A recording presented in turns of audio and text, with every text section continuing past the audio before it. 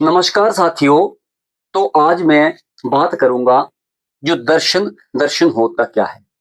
जो पश्चिम में दार्शनिक हुए उनमें से सबसे जो महान हुए उनके बारे में बात करूंगा। तो जो वहां के सबसे ज्यादा महान दार्शनिक हुए उनका नाम था सुकरात। सुकरात यानी सोक्रेट्स, उनको सोक्रेट्स के नाम से भी जाना जाता था और सुकरात के नाम से भी जाना जाता था। उनके विचार इतने जटिल थे, इतने गहन थे कि उनको समझना भी मुश्किल हो जाता था। और मैं आपको बता दूं, जो सुकरात थे उन्होंने जो युवा पीढ़ी थी उनको बहुत ही प्रभावित किया था। उनको बहुत ही प्रभावित किया था। आपने सबने जब महात्मा गांधी को पढ़ा है, महात्मा गांधी की जीवनी पढ़ी है, तो उसमें आपने ये भी पढ़ा है कि महात्मा गांधी के जो गुरु थे श्री गोपाल कृष्ण गोखले, तो उनको मुंबई का, महाराष्ट्र का सुकरात कहा जाता था। तो आपने कभी इस चीज पे विचार किया है कि उनको सुकरात क्यों कहा जाता था? ये सुकरात क्या चीज है? तो मैंने भी जब महात्मा गांधी जी को पढ़ा था तो उसमें पढ़ा कि जो उनके गुरु थे श्री गोपाल कृष्ण गोखले, तो उनको मुंबई या महाराष्ट्र का सुकरात कहा जाता था। तो मेरे दिमाग में विचार आया कि ये सुकरात है क्या? सुकरात क्या है? तो जब मैंने गहनता से उसका स्टडी की, उसकी स्टडी की, तो सुकरात जो थे वो एथेंस में पैदा हुए थे। सुकरात एथेंस में पैदा हुए थे और उनको सुकरात या सोक्रेट्स के नाम से जाना जाता था। उनकी जो कार्य प्रणाली थी, उनके जो विचार थे, उनको सोक्रेट्स सोक्रेट्स मेथड के नाम से जाना जाता था। तो आइए आज बात करेंगे सुकरात के बारे में कि सुकरात क्या थे। तो मैं आपको बता दूं, इनका जन्म 370 ईसा पूर्व में एथेंस में हुआ था। एथेंस में इनका जन्म हुआ था, जो कि ग्रीस में है। ग्रीस एथेंस में इनका जन्म हुआ था। उसके बाद ये इतने महान दार्शनिक हो गए, इतने दार्शनिक हो गए पश्चिम के, जो पश्चिम देश है हमारे, तो वहां के इतने दार्शनिक, महान दार्शनिक हो गए कि इनके जब ये मर गए उसके बाद तो इनका नाम जो है बहुत बहुत ही स्वर्ण अक्षरों में लिखा गया। लेकिन अफसोस की बात है कि इनकी मौत भी एक दंड के कारण हुई है। इनको एक इनके ऊपर मुकदमा चलाया गया था और इनको सजा सुनाई गई थी और इन्हें विष पिलाकर मारा गया था। आगे मैं बताता हूं। जो सुकरात था, सुकरात के शिष्य, आपने लगभग प्लेटो के नाम के बारे में तो सुना है। जो प्लेटो है उनके बारे में सुना है। तो एक इनका शिष्य था प्लेटो और एक शिष्य था इनका जिन्फन। तो जिन्फन एक शिष्य था और प्लेटो, इनके दो शिष्य थे सुकरात के। लेकिन सुकरात ने कभी कोई किताब नहीं लिखी है।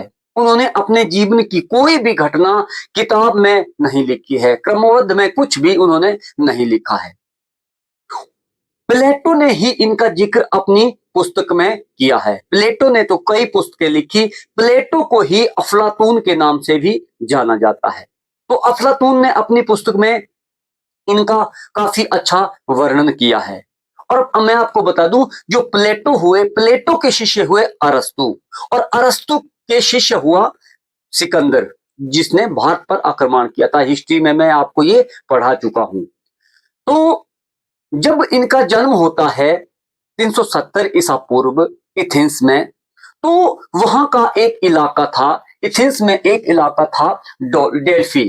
तो डेल्फी में एक वहां की, हम उसको हिंदुस्तान में ज्योतिषी बोलते हैं, तो वहां पे बोलते थे ओरेकल। वहां पे एक ओरेकल रहती थी। तो ओरेकल, उन जो वहां के लोग थे उनका कहना था कि जो ये ओरेकल है, यहाँ की जो ज्योतिषी है डेल्फी की, तो उनके ऊपर अपोलो देवता का आशीर्वाद है। मैं आपको बता दूं, जो ग्रीस था, ग्रीस में अपोलो देवता का बहुत ही प्रचलन था और अपोलो देवता की मूर्ति हमारे हिंदुस्तान में भी बनाई गई थी। जब ग्रीस से आक्रमण किया गया था, डेरियस का आक्रमण हुआ था, तो उस समय हमारे भारत में अपोलो देवता की भी मूर्ति बनाई गई थी। अपोलो देवता वहां का बहुत ही प्रचलन में था। तो लोगों का कहना था कि जो वहां की ज्योतिषी थी, जो कि ज्योतिषी थी सुकरात के इलाके की ओरेकल, उसके ऊपर वहां के अपोलो देवता का आशीर्वाद है। अपोलो देव का उनके हमेशा साथ रहता है। तो एक बार जब लोगों ने पूछा, ओरेकल से पूछा कि आप ये बताओ कि यहां पर सबसे बुद्धिमान आदमी कौन है डेल्फी में, तो उसने बताया कि यहां पर सबसे बुद्धिमान जो है वो सुकरात है। तो जब ये पता सुकरात को लगा तो सुकरात तो हैरान रह गया कि मुझे उसने ऐसा क्यों कहा होगा, मैं बुद्धिमान कैसे हो गया। तो सुकरात ने अपने आगे विचारों में बताया था। सुकरात, मैं आपको बता दूं, ये जो एथेंस था, एथेंस एथेंस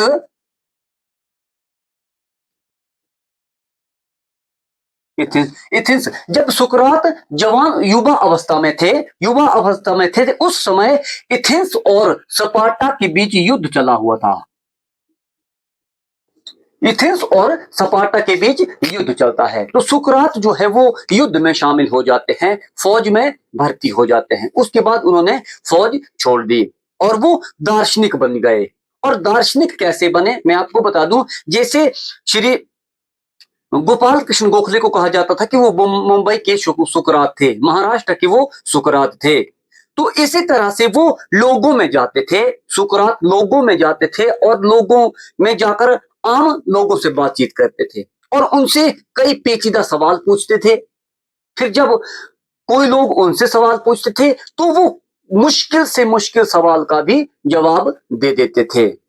तो प्लेटो ने अपनी पुस्तक में उनका जिक्र किया है कि वो कैसे थे। उन्होंने बताया कि वो उनके घुंघराले बाल थे, नाक बहुत बड़ी थी और भद्दी थी, उनका जो शरीर था वो बहुत बड़ा विकराल शरीर था, होंठ बड़े बड़े थे, नाक बड़ी बड़ी थी, आंखें बड़ी बड़ी थी, तो उनका चेहरा बदसूरत चेहरा था। एक बार वहां पर ब्यूटी कंपटीशन होता है, एथेंस में एक बार ब्यूटी कंपटीशन होता है और उसमें भाग लेने के लिए सुकरात पहुंच जाते हैं।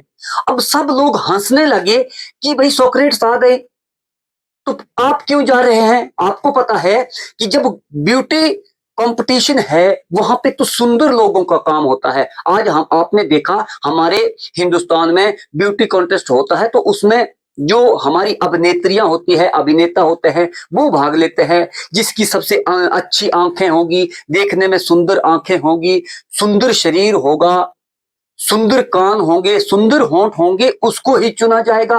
अब भद्दे आदमी को तो वहां पर चुना नहीं जाएगा। तो सुकरात ने कहा कि मैं जाऊंगा और ये मैं साबित करके दूंगा कि मैं सबसे खूबसूरत हूं, सबसे सुंदर हूं। तो जब कंपटीशन शुरू होता है, कॉन्टेस्ट शुरू होता है, तो वहां पर सुकरात से पूछा गया तो आप क्यों आ गए। तो सुकरात ने जवाब दिया कि मुझ में क्या कमी है, आप ये बताओ। तो उन्होंने कहा कि आपकी आंखें इतनी बड़ी बड़ी है, होंठ बड़े बड़े हैं, नाक बड़े बड़े हैं। तो उन्होंने अपने पूरे शरीर का वर्णन करते हुए वहां पर कहा था सुकरात ने कि आप ये बताओ कि अच्छी आंखें क्या होती है।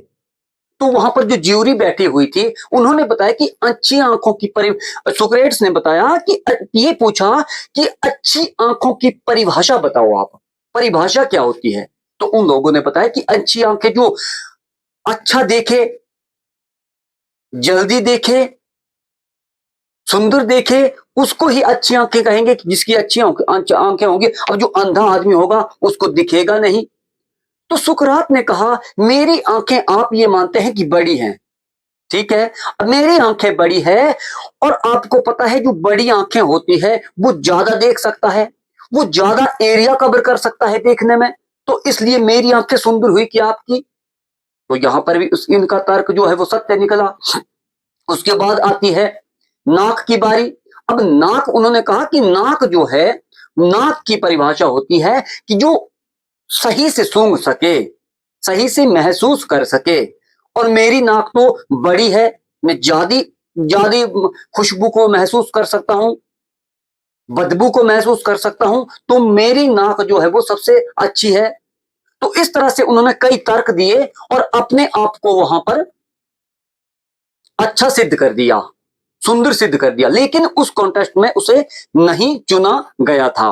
उसके बाद मैं आपको बता दूं कि सुकरात ने जब लोगों के बीच पहुंचते थे सुकरात और आम आदमी से पूछताछ शुरू कर देते थे, उनसे सवाल जवाब शुरू कर देते थे, ज्यादातर जो युवा पीढ़ी थी उनसे।